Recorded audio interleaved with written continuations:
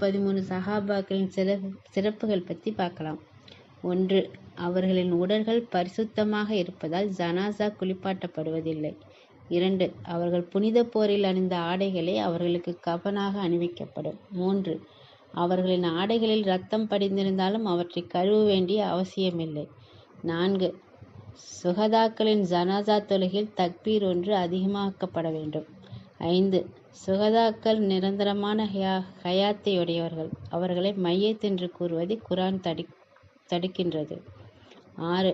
மறுமையில் மற்றவர்களுக்கு பரிந்துரை ஷஃபாஅத் செய்யக்கூடிய உரிமையை அல்லாஹ் அவர்களுக்கு கொடுத்து கண்ணியப்படுத்துகிறார். 7. புனித போரில் கலந்தவர்கள் ஏதாவது தவறுகள் செய்திருந்தாலும் அவர்களை பாவிகள் என்றோ குற்றவாளி என்றோ கூறுவதை மார்க்கம் தடுக்கின்றது. 8.